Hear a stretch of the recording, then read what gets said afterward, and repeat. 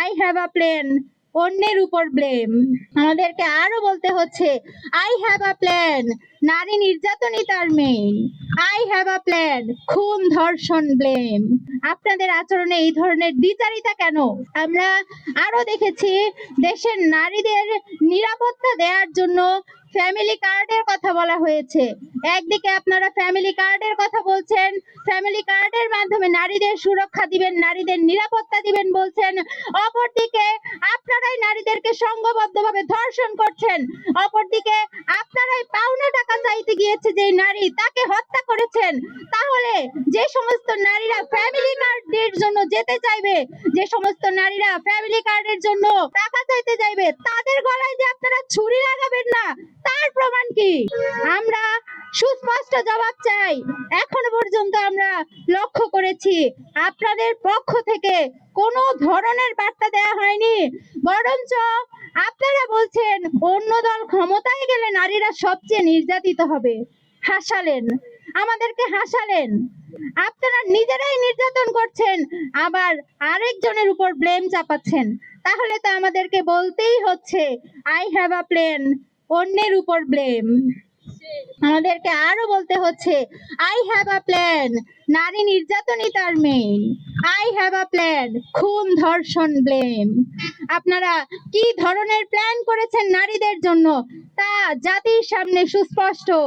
আমরাও সুস্পষ্টভাবে বলতে চাই, আপনারা নারীদেরকে যদি নিরাপত্তা দিতে না পারেন, আপনারা এ যাবৎ যত ঘটনা আপনাদের সমর্থকদের দ্বারা ঘটেছে তার বিচার যদি করতে না পারেন, তাহলে নারীরা আপনাদের মোক্ষম জবাব দিবে। যেখানে দেশের অর্ধেক ভোটারই হচ্ছে নারী, সেখানে আপনারা নারীদের প্রতি কোনো ধরনের সম্মান প্রদর্শন করছেন না। এবং আমরা বিগত সময়ে লক্ষ্য করেছি কিভাবে নারীকে পুঁজি করে আপনারা রাজনৈতিক ফায়দা হাসিল করতে চাচ্ছেন। আপনাদের এহেন আচরণ কখনোই আপনাদের রাজনৈতিক ভবিষ্যতের জন্য শুভকর হবে না। আপনারা যদি এসব ঘটনার সুষ্ঠু তদন্ত করতে না পারেন, আপনারা যদি এসব ঘটনার বিচার জাতির সামনে প্রকাশ করতে না পারেন, তাহলে দেশের জনসংখ্যার যে অর্ধেক নারী ভোটাররা আছে, তারা ব্যালট পেপারের মাধ্যমে আপনাদের আচরণের জবাব দিয়ে দিবে। এবং আপনারা যদি এই ধরনের আচরণের মুখোমুখি হতে না চান, তাহলে আমরা দাবি জানাচ্ছি অন্তত পক্ষে আপনারা আপনাদের পক্ষ থেকে কোনো বার্তা আমাদের উদ্দেশ্যে দিন। অন্তত পক্ষে যেই চিহ্নিত অপরাধীরা আছে তাদের বিচার জাতির সামনে নিশ্চিত করুন। আমরা দেখতে পেয়েছি ভোলায় যে ঘটনা ঘটেছে তার প্রেক্ষিতে আপনারা আপনাদের কর্মীদের বহিষ্কার করেছেন।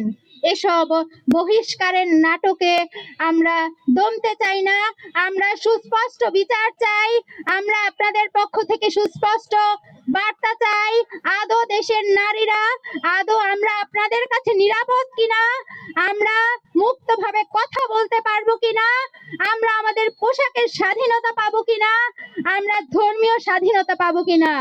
আমরা আরো লক্ষ্য করেছি নারীদের রাজনৈতিক অবস্থান নিয়ে আপনারা আপনাদের কনসার্ন জানাচ্ছেন।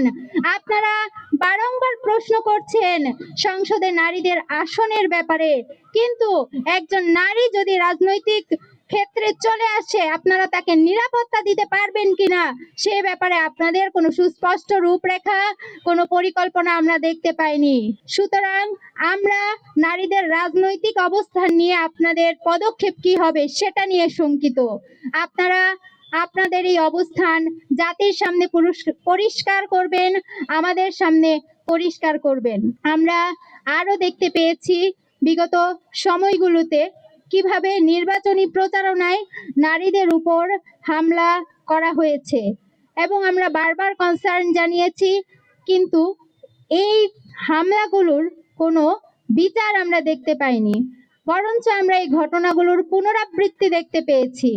আমরা বাংলাদেশ ইসলামী ছাত্রী সংস্থা আজকের এই বিক্ষোভ কর্মসূচির মাধ্যমে দাবি জানাচ্ছি যে ইতোপূর্বে যেসব ঘটনা ঘটেছে সেসব ঘটনার সুষ্ঠু তদন্তপূর্বক বিচার নিশ্চিত করতে হবে। নারীদের জন্য সুস্পষ্ট নিরাপদ একটি বাংলাদেশ তৈরি করতে হবে।